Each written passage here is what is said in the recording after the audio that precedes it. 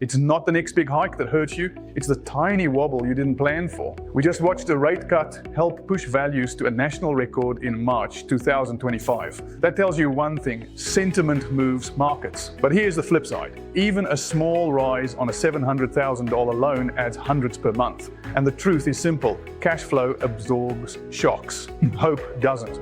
Reuters, in Perth, values kept climbing right into mid-25. Waiting didn't make it cheaper, it made it dearer. Nab.